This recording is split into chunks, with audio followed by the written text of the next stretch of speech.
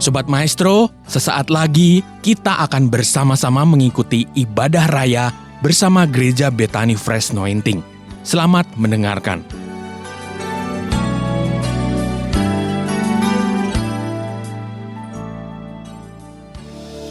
Bapa, di dalam nama Yesus kami bersyukur pagi ini. Kasih karunia damai sejahtera-Mu terus Kau limpah-limpahkan bagi kami.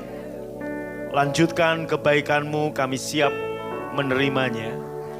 Sampaikan firman-Mu pagi ini, kami siap diberkati. Urapi hamba-Mu, urapi kami semua. Semua yang siap diberkati dalam nama Yesus. Baik yang di rumah maupun di tempat ini, angkat tangan tinggi-tinggi dan katakan amin. Boleh beri tepuk tangan paling meriah buat Tuhan. Shalom. Semua diberkati Tuhan. Selamat pagi, shalom. Gimana kabar ibu bapak saudara semua? Amin. Sehat, kuat, makmur, panjang umur, awet muda, diberkati Tuhan. Yang percaya katakan yes. Oke, silakan duduk saudara. Shalom. Iya.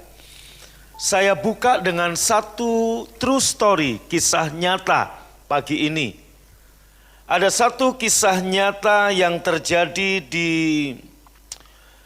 Kabupaten Rokan Hulu, long time ago, beberapa puluh tahun yang lalu. Saya akan membacakan kepada saudara.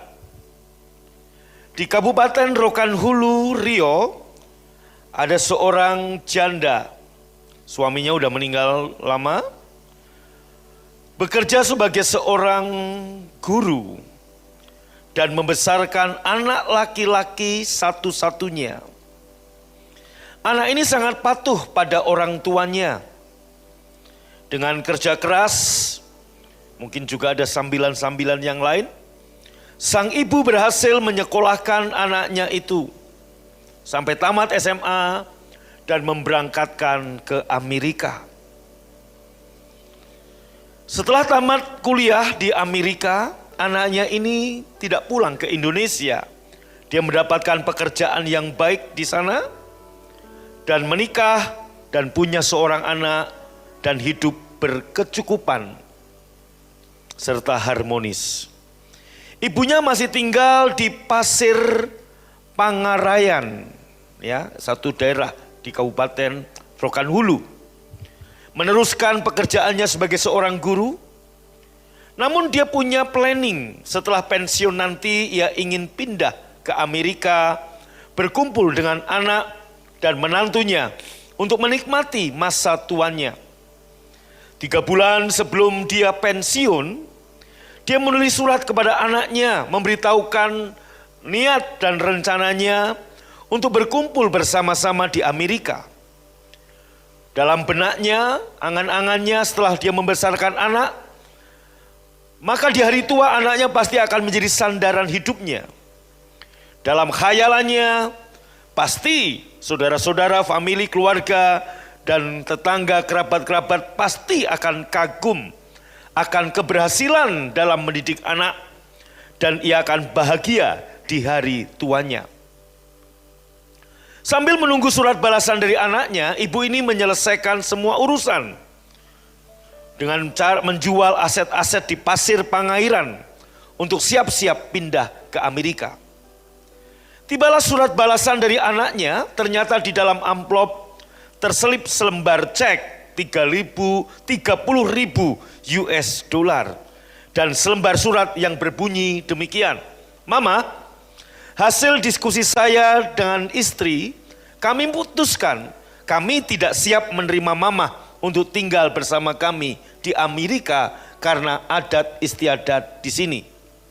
Jika mama berpikir bahwa mama sudah berjasa, telah mengasihi saya, membesarkan saya, maka berdasarkan perhitungan kurs sekarang, kira-kira mama sudah mengeluarkan biaya lebih kurang 20.000 US dollar.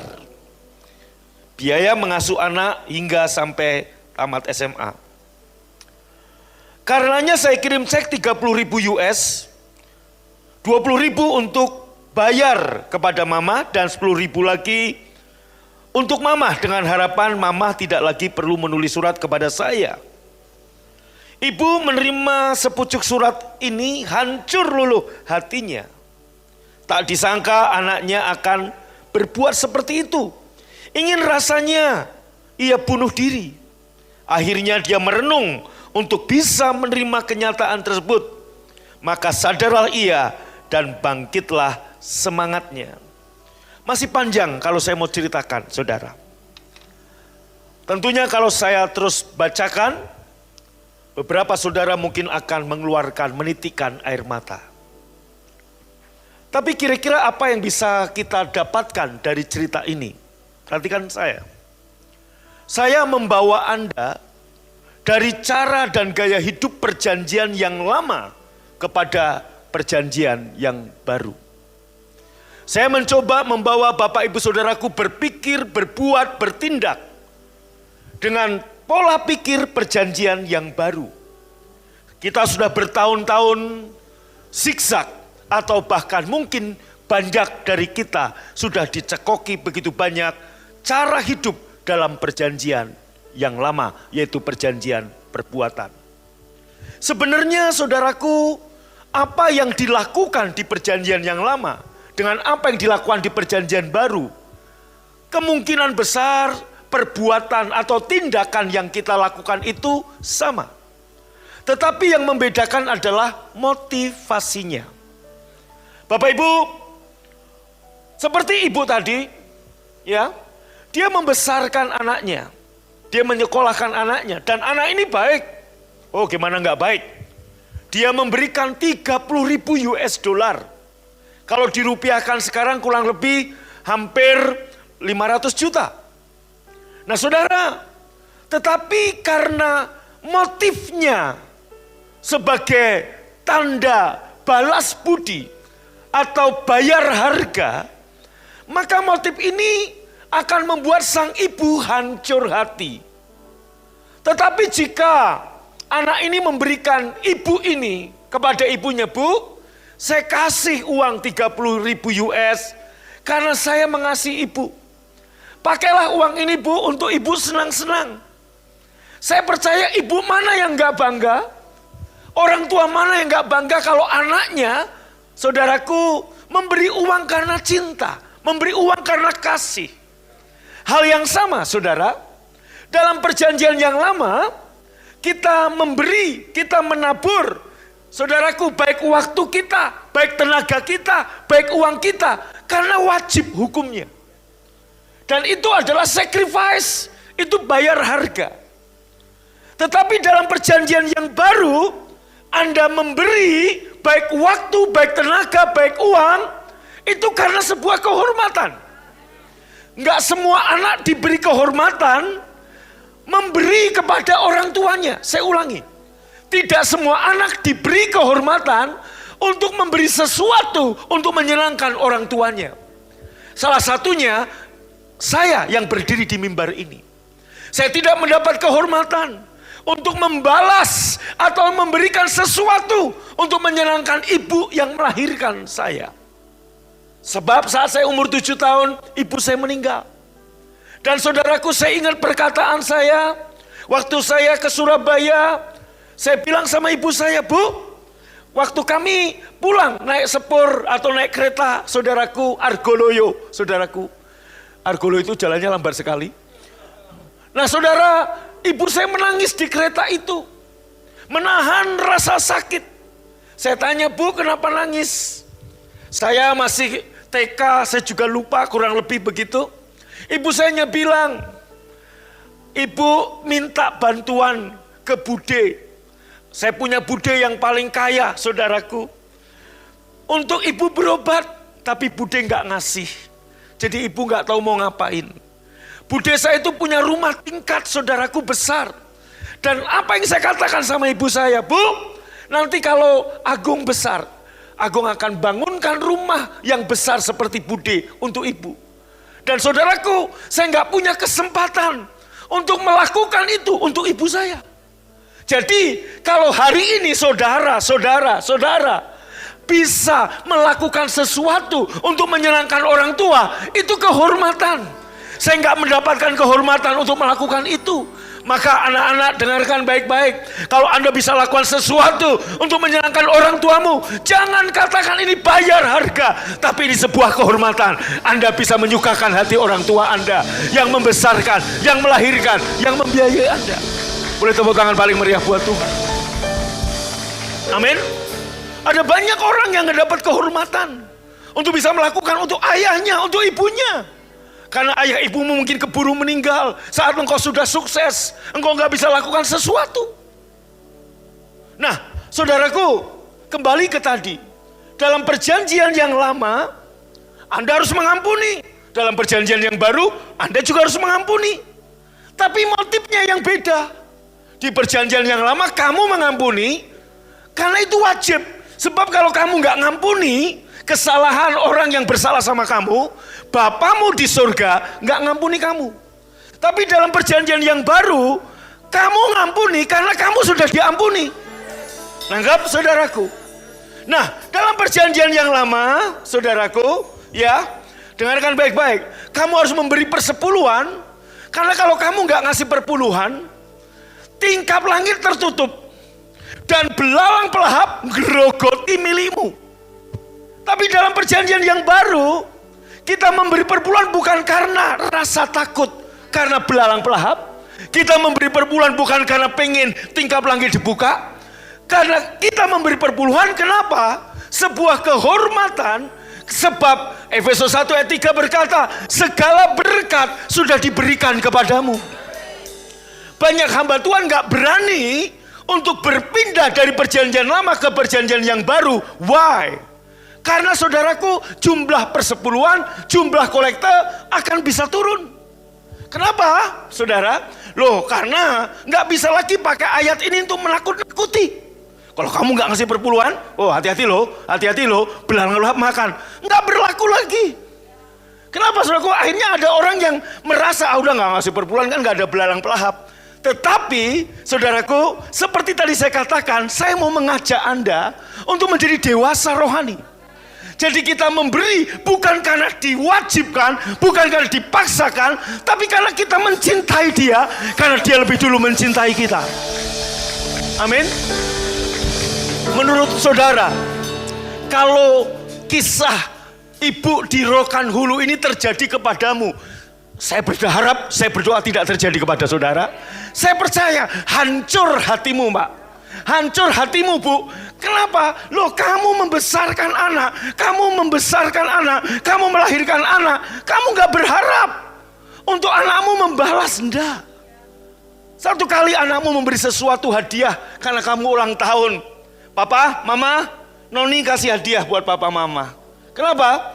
Untuk hitung-hitung ngangsur bayar harga Noni dibesarkan papa. Hancur hatimu, Pak. Tapi kalau Noni, Sinyo, Ucok, Butet, Tole memberi sesuatu kepadamu, Pak E, dan kemudian Pak E ini Tole memberi sesuatu karena Tole mengasihi Pak E, Tole sayang sama Pak E, saya percaya sama-sama nangis, tapi yang pertama nangis hancur, yang kedua nangis bahagia. Pada waktu Bapak Ibu membawa taburan hatimu, tenagamu, uangmu untuk Tuhan, Bapa di surga, dengan waktu Anda memberi dengan seperti itu, saya percaya pagi ini Bapa di surga hancur hati, bukan karena sedih, karena sukacita. Engkau anak yang sudah mengerti. Amin. Bapak Ibu, dalam perjanjian lama, kamu gak boleh berbuat dosa karena dosa dihukum. Dalam perjanjian yang baru, identitas kita sebagai orang yang benar harus berperilaku benar. Jadi sama-sama, maka saya katakan berkali-kali, membunuh orang itu bisa saja Anda dihukum seumur hidup, bisa aja Anda dihukum hanya 5 tahun, atau bisa aja Anda bebas. Kenapa, saudaraku? Sebab waktu katakan ada seseorang merampok rumah Anda dan dia mau membunuh Anda ada pukulan bisbol, Anda pukul itu perampok dan perampok itu mati di rumah Anda, saya percaya Anda kemungkinan besar dibebaskan dari tuntutan. Karena Anda membela diri, orang ini menyerang Anda di rumah. Tapi kalau Anda membunuh, merencanakan, pakai sianida, plus kemudian saudaraku macam-macam, tuntutan seumur hidup, hukuman seumur hidup akan berlaku bagi Anda. Tapi kalau Anda membunuh tanpa rencana, mungkin 5 tahun. Hal yang sama, sikap tindakan kita mungkin sama, baik perjanjian yang lama maupun perjanjian yang baru. Tapi motifnya yang berbeda, saudara. Katakan amin. Berkali-kali saya katakan, di dalam Kristus tidak ada lagi penghakiman, gak ada lagi penghukuman. Loh Pak, kok enak begitu? Oh iya, Yesus gak menghakimi Anda, Bapa tidak menghakimi Anda. Satu kali dalam tahta pengadilan yang maha tinggi, saudaraku, malaikat tidak akan mendakwa Anda, anak tidak akan mendakwa Anda, Bapa di sorga tidak akan menghakimi Anda. Tapi iblis 24 jam non-stop, dia terus mendakwa saudara. Katakan Dodi Tegal ini masuk pengadilan maha tinggi, iblis akan berkata kepada yang maha tinggi, dia akan berkata, dia akan tunjukkan segala kesalahan, pelanggaran Dodi dari jabang bayi sampai dia wafat. Ini loh, A, B, C, D, E. Dan apa yang Bapak katakan? Bapak nggak mengiyakan, Bapak nggak menidakkan. Bapaknya berkata gini, iblis, kamu boleh bilang semua tentang Dodi Tegal ini, Dodi Cenlung namanya, Dodi Cenlung ini, apapun yang kamu katakan. Tetapi mataku tidak bisa menembus semua kesalahan Dodi, sebab sudah tertutup oleh darah Yesus. Itu toh. Bolehkah kita beri tepuk tangan buat Tuhan? Amin. Saudaraku, iblis mendakwa, ya Bapak ngomong benar, Dodi orang berdosa, Dodi melakukan kesalahan, Dodi melakukan hal-hal yang tidak baik. Tetapi semua murkaku sudah ditimpakan kepada anak yang kukasihi, Yesus. Dan Dodi di dalam Yesus. Dodi, saudaraku, tidak ada lagi penghakiman, penghukuman buat saudara. Amin. Yang mengerti katakan yes. Boleh tepuk tangan buat Tuhan. Nah, maka Bapak Ibu, iman yang sejati itu adalah respon kita akan perkataan yang Tuhan ucapkan. Bukan inisiatif diri sendiri untuk melakukan sesuatu kepada Tuhan.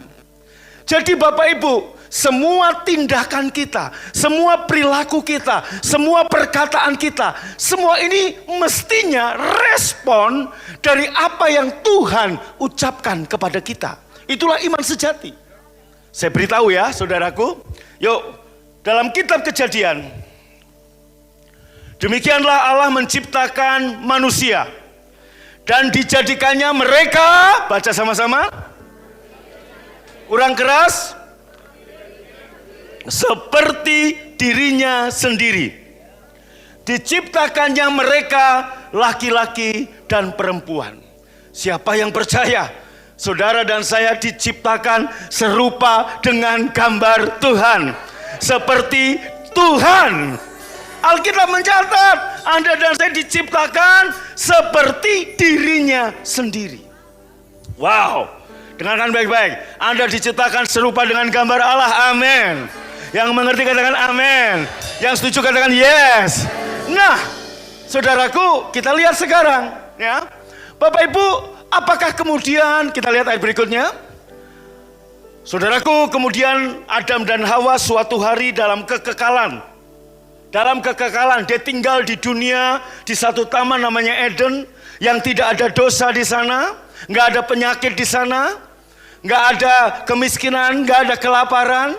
Saudaraku, iblis dalam bentuk ular mendatangi Adam dan Hawa dan ngomong begini, membalikan apa yang Tuhan katakan. Iblis berkata, tentunya Tuhan melarang kamu makan semua buah yang ada di taman ini. Adam Hawa berkata, enggak, Tuhan enggak ngelarang, Tuhan mengizinkan kami makan semua, cuma satu yang Tuhan enggak izinkan, yaitu buah pohon pengetahuan tentang yang baik dan buruk. Kami enggak boleh makan buahnya, sebab kalau kami makan buahnya kami akan mati. Kemudian saudaraku, iblis ngomong, enggak, Tetapi kenapa kamu dilarang sama Tuhan? Kenapa kamu gak boleh makan buah dari pohon pengetahuan yang baik dan buruk? Sebab Allah tahu kalau kamu makan, matamu akan terbuka dan kamu, baca sama-sama, dan kamu, saya mau tanya, waktu Tuhan ciptakan, Anda udah seperti Tuhan belum? Anda serupa dengan gambar Tuhan belum? Sudah. Iblis nipu Adam dan Hawa. Kenapa Tuhan larang? Karena kamu begini keadaanmu, kalau kamu makan, kamu akan jadi seperti Tuhan. Tuh. Iblis menyerang manusia. Medan peperangannya di pikiran. Dengan tipu muslihat dan panah api si jahat. Jangankan saudara, Yesus saja juga pernah diserang. Yesus dibaptis, terdengar suara Bapa dari surga, inilah anakku yang kukasihi, kepadanya aku berkenan. Bapa menegaskan, ini anak. 40 hari kemudian, iblis menggodai Yesus dengan berkata, jika kamu anak. Dan kata dikasih dan dikenan pun hilang. Itu cara setan menipu Anda. Cara setan menipu Adam. Loh, saudaraku, Allah menegaskan dalam Kejadian pasal pertama tadi, diciptakannyalah mereka, mana ayatnya, laki-laki dan perempuan. Kejadian 1 lihat, dijadikannya mereka seperti dirinya sendiri, seperti dirinya sendiri. Tetapi iblis ngomong, kalau kamu makan buah ini, kamu akan seperti Allah. Nah, Adam dan Hawa melakukan tindakan yang terlarang. Mereka makan buah pengetahuan yang baik dan buruk. Dengarkan, ini yang saya katakan, ini bukan iman sejati. Karena iman sejati mendengar, mempercayai Allah berbicara dan merespon. Sementara mereka ini meresponi bukan suara Tuhan, bukan perkataan Tuhan, tapi suara setan. Hal yang sama, dewasa ini banyak orang lebih meresponi perkataan para ahli ekonomi, para ahli pandemi, para ahli macam-macam. Mereka lebih mendengar dan meresponi perkataan media sosial daripada mendengar dan meresponi perkataan Tuhan. Iman yang sejati adalah mendengar perkataan Tuhan dan meresponinya. Saya berdoa, saya berharap seluruh jemaat BFA mendengar perkataan Tuhan dan meresponinya.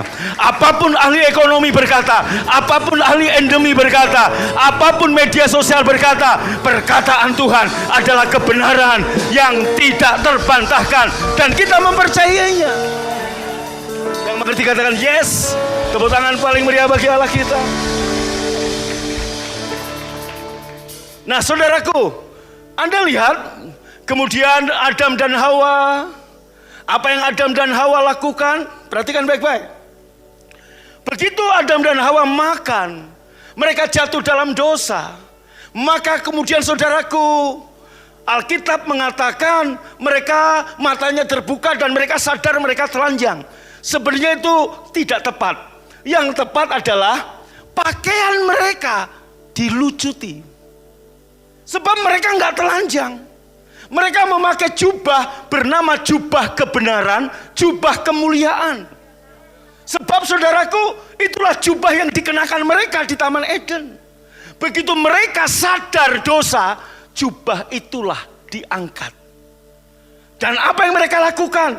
Mereka membuat tindakan, bukan meresponi perkataan Tuhan, tapi mencoba mencari solusi, mencoba mencari jalan keluar sendiri dengan cara pikir sendiri. Apapun masalah saudara, baik dalam bisnis, dalam keuangan, saudaraku, iman yang sejati adalah respon dari perkataan Tuhan, bukan inisiatif diri kita sendiri. Karena kita merasa bisa. Adam dan Hawa, saudaraku, agama yang paling tua diciptakan oleh Adam dan Hawa. Yaitu agama apa, saudaraku? Dia menutupi kelemahannya, dia menutupi ketelanjangannya, dia menutupi dosanya, dia menutupi keaibannya dengan apa? Agama yang bernama daun pohon ara. Dia mengambil daun-daun pohon ara, dibuatlah pakaian untuk menutupi ketelanjangannya, untuk menutupi kelemahannya. Itulah agama yang paling tua. Maka saya katakan, agama adalah inisiatif manusia untuk bisa mendekat kepada Tuhan. Dan hari ini ada 4.302 agama hari ini. Dan semua agama dan kepercayaan yang karena inisiatif diri sendiri untuk mencoba mendekat dengan Allah. Dengarkan baik-baik, kabar buruknya semuanya tidak dikenan Tuhan, ditolak oleh Allah.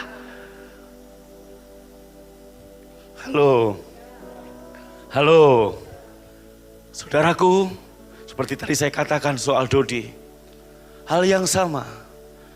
Adam dan Hawa mencoba menutupi ketelanjangannya, menutupi dosanya, menutupi kelemahannya dengan agama yang mereka buat.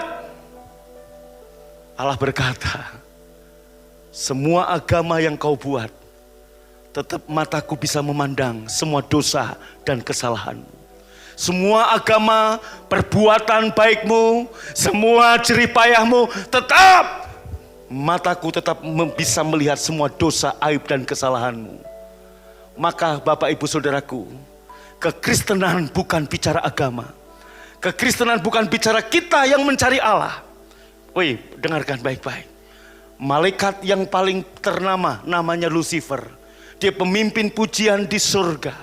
Jatuh dalam dosa, Allah usir. Tapi waktu manusia jatuh dalam dosa, Allah turun ke bumi untuk mencari Anda, karena Dia mengasihi Anda. Bolehkah beri tepuk tangan paling meriah, katakan haleluya. Amin. Amin. Betapa Dia mengasihi kita. Malaikat gak disayangkan, jatuh dalam dosa dibuang. Tapi saat manusia jatuh dalam dosa, Allah turun untuk membawa Anda naik dan naik. Terpujilah nama Yesus yang kita sembah. Tepuk tangan paling meriah. Wow. Maka kekristenan bukan bicara agama, tapi kekristenan bicara apa? Kasih Allah. Karena Allah tahu segala upaya karena inisiatif diri sendiri tidak akan berkenan kepada Tuhan. Harus Allah yang berbicara, kita meresponi. Itulah iman yang sejati. Tepuk tangan buat Tuhan. Nah, Bapak Ibu yang dikasihi Tuhan, apa yang Allah lakukan kemudian untuk menutupi kesalahan, dosa dan pelanggaran Adam dan Hawa? Allah kemudian membunuh seekor binatang, anak domba jantan. Umur 1 tahun, Pak. Waktu itu kan kekekalan, jadi gak ada umur 1 tahun. Saudaraku, disembelihlah anak domba itu. Imamat 1 ayat 6. Dikulitinya lah anak domba itu. Dipotong-potong menurut bagian-bagian tertentu. Kemudian saudaraku, kulit yang masih berlumuran dengan darah itu dikenakan pada Adam dan Hawa. Ditaruh, ditutup. Saudaraku, ini gambaran, ini bayang-bayang bahwa next Tuhan akan menyembelih anak domba Allah. Itulah putranya yang tunggal, Yesus Kristus Tuhan.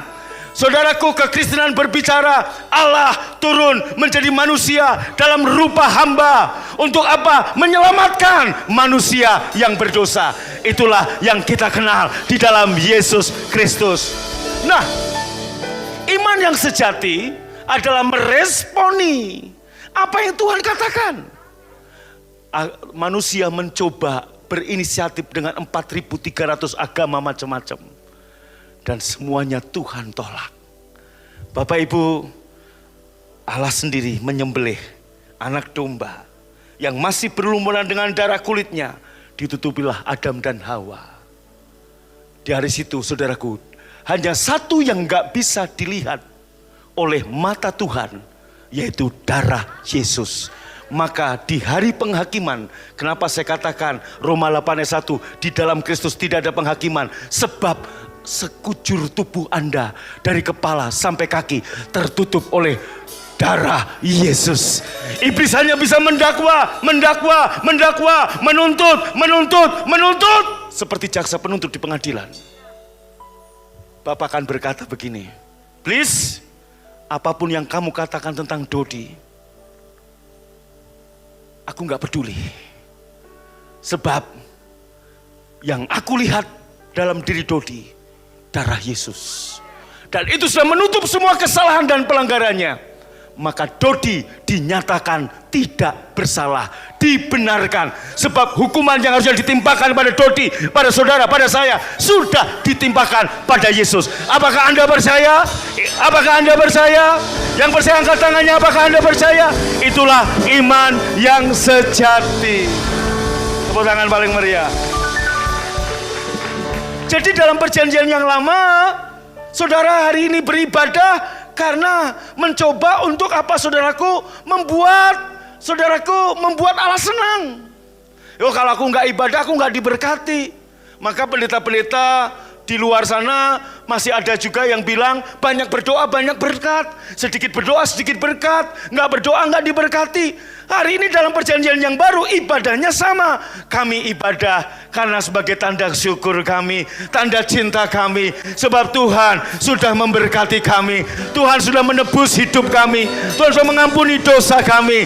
Maka hari ini kami perayaan, celebrate buat juru selamat kami, Jesus. Haleluya. Lebih meriah dong tepuk tangannya buat. Amin. Kesalahan yang sama dilakukan oleh Kain. Kita lihat ayatnya. Satu kali Kain si petani, Habel peternak. Ayat yang berikutnya. Beberapa waktu kemudian Kain mengambil sebagian dari panen, lalu mempersembahkannya kepada Tuhan. Persembahan Kain itu terbaik dari hasil pertanian. Terus saudaraku, lalu Habel mengambil anak domba yang sulung dari salah seekor dombanya, menyembelihnya, lalu mempersembahkan bagian yang paling baik kepada Tuhan. Tuhan senang kepada Habel dan persembahannya. Tapi Tuhan menolak persembahan Kain. Kain bukannya bertobat, tapi panas hati dan marah. Baik marah kepada Tuhan dan kemudian iri hati dan dengki kepada Habel. Berkali-kali saya mau katakan buat saudara, orang yang mengandalkan perjanjian perbuatan akan selalu marah kepada orang yang mengandalkan perjanjian yang baru, kasih karunia Tuhan. Saudaraku, Kain memberi persembahan yang terbaik loh dari hasil panennya. Jangan berpikir, oh Kain ngasih kalau katakan pete-pete yang busuk. Enggak, Kain ngasih yang terbaik. Tetapi apa yang dilakukan Kain, lihat saya, apa yang dilakukan Kain itu, saudaraku, inisiatif diri sendiri.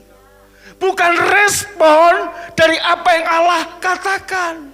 Ingat, Allah tentunya berkata kepada Adam dan Hawa, bahwa persembahan yang aku kenang, yang aku terima adalah persembahan darah.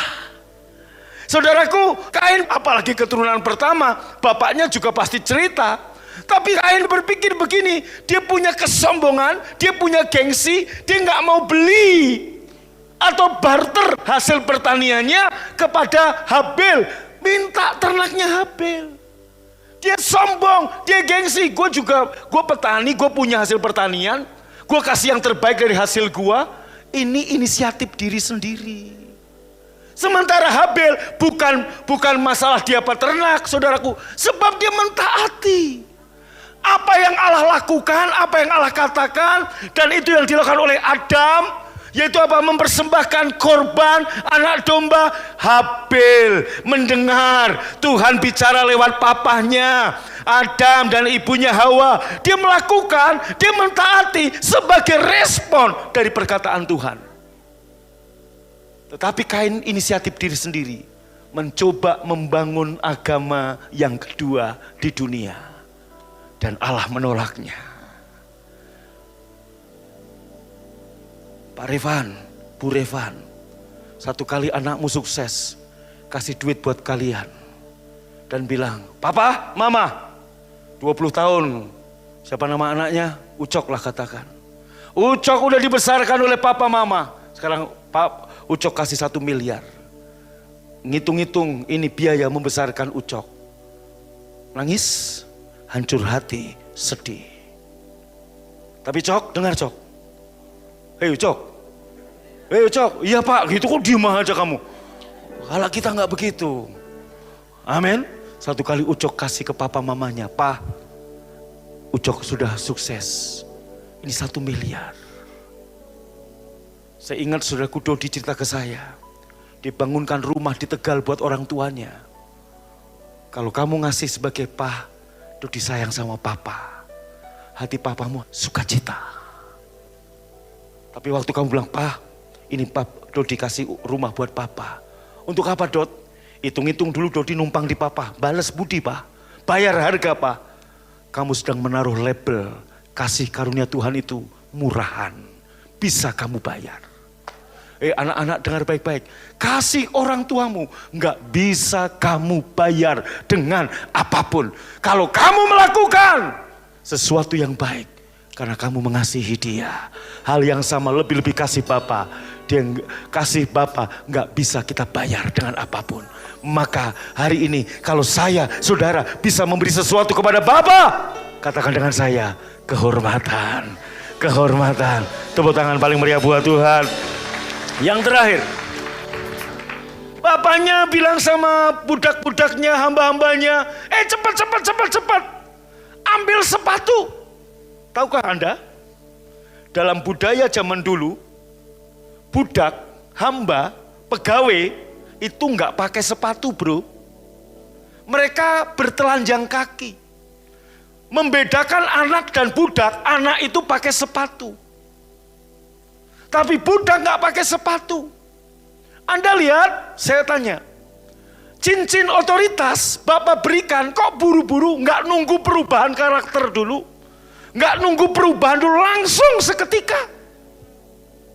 Artinya begitu orang Kristen lahir baru, dia udah punya cincin otoritas.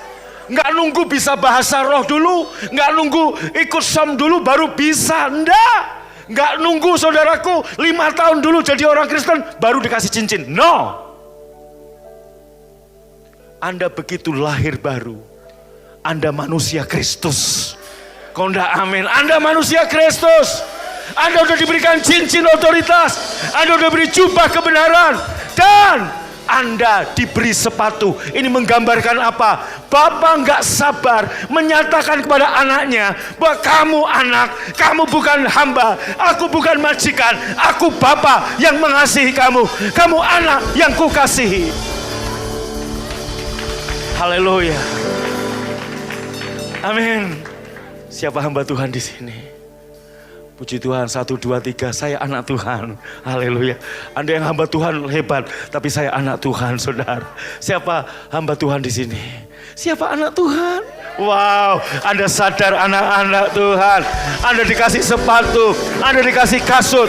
Dengarkan baik-baik. Wow, lihat. Sepatu yang sama yang Yesus pakai, jubah yang sama yang Yesus pakai, cincin yang sama yang Yesus pakai. Itulah yang dikenakan kepada saudara, dikenakan pada saudara. Sehingga kamu berjalan bukan untuk merebut kemenangan, tapi kamu berjalan dari tempat kemenangan. Maka saya katakan, sebelum salib kamu tidak pernah menang, tapi setelah salib, dengar kabar baiknya, kamu tidak pernah kalah. Wah. Haleluya. Yes. Bangkit berdiri. Saya ngarang lagu itu baru sekali. Betul. Beberapa tahun lalu saya menciptakan lagu, langsung Tuhan kasih. Dan kasih lagu itu bercerita tentang Bapa. Setelah itu saya belum pernah menciptakan lagu lagi. Dan Tuhan ingatkan tadi pagi saat saya saat teduh, nyanyikan lagu ini. Mari ambil kunci D, angkat tangannya.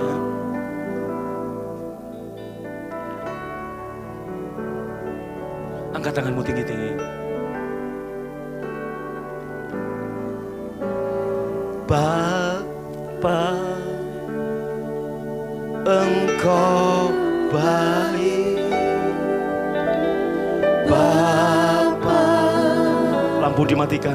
Engkau baik. Yang di rumah angkat tangan. Bapa, Engkau baik. Bapa, Kau cintaku. Jemaat katakan, Bapa, Engkau baik. Bapa, Engkau baik. Bapa, Engkau baik. Bapa, Kau cintaku. Lagi katakan, Bapa. Dia tidak sabar berlari menyambutmu. Dia nggak sabar ingin memelukmu. Dia nggak sabar menghujanimu dengan ciuman. Dia nggak sabar mengenakan jubah kebenaran Yesus. Dia nggak sabar memberikan cincin otoritas kepadamu. Dia nggak sabar mengenakan sepatu di kakimu. Dia pengen Anda tahu, dia Bapamu dan kamu anaknya. Berjalanlah dalam kesadaran kamu anak yang dikasihi. Dia Bapa yang baik bagi kita. Amin, amin. Engkau baik, Bapa, Kau cintaku. Angkat tanganmu, katakan, Bapa, Engkau baik. Bapa, Engkau baik. Bapa, Engkau baik. Bapa, Engkau baik. Satu tangan taruh di dadamu. Nikmati kasih Bapa. Kau cintaku. Jemaat saja katakan, Bapa. Amazing, amazing. Dia gak sabar berlari menyambut saya dan saudara. Dia gak sabar memeluk saudara dan saya. Dia gak sabar menghujanimu dengan ciuman. Dia gak sabar mengenakan kepadamu jubah kebenaran Yesus. Dia gak sabar memberikan cincin otoritas. Laki-laki, jemaat saja. Dia gak sabar memberikan sepatu. Sebab kamu bukan budak, kamu bukan hamba, tapi kamu anak. Thank you, Father. Engkau baik. Angkat tangan saudara yang di Jakarta, yang di Palangkaraya, yang di rumah-rumah, di Bandung, dimanapun Anda berada. Mari angkat tangan sekali lagi. Katakan, Engkau Bapa yang baik.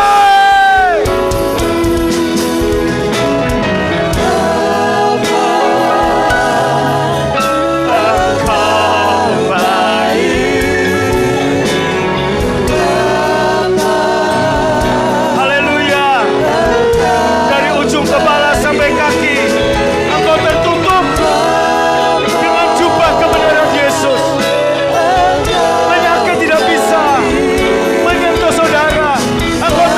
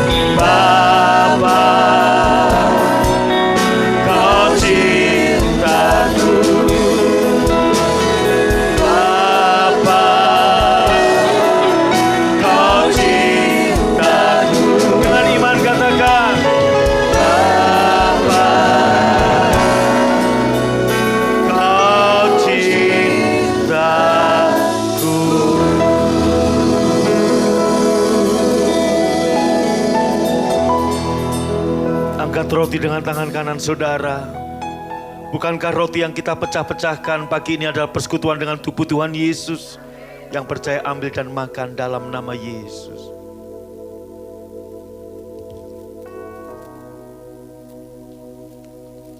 Angkat cawan dengan tangan kanan saudara. Bukankah cawan pengucapan syukur yang atasnya kita bersyukur ini adalah persekutuan dengan darah Tuhan Yesus? Yang percaya ambil dan minum dalam nama Yesus. Mari mulai hari ini berjalan dan hiduplah dalam kesadaran. Engkau punya Bapa yang baik. Engkau anak kesayangan Bapa. Engkau berjalan dengan jubah kebenaran Yesus. Dan di tanganmu ada cincin otoritas. Dan kamu berjalan tanpa kaki telanjang. Sebab engkau diberikan sepatu karena engkau anak. Terima kasih Bapa yang baik untuk pagi ini. Dan sebagai tanda syukur kami membawa persembahan kami. Kami kembalikan perpuluhan kami. Dan kami sadar ini semua kehormatan. Kalau kami bisa menabur, kami bisa memberi kepada Bapa yang baik. Dan sebelum kami pulang, kami terima berkat-Mu. Pulanglah dengan selamat ke kasih-kasih Tuhan. Dan terimalah berkat yang berlimpah-limpah. Kasih karunia, damai sejahtera dari Bapa di surga, cinta kasih dari Tuhan Yesus. Persekutuan yang manis Roh Kudus menyertai memberkati-Mu. Dari sekarang sampai selama-lamanya. Yang percaya diberkati berkata, amin. Sobat Maestro, Anda baru saja mendengarkan ibadah raya bersama Gereja Bethany Fresh Anointing. Terima kasih atas kebersamaan Anda. Selamat hari Minggu dan Tuhan Yesus memberkati.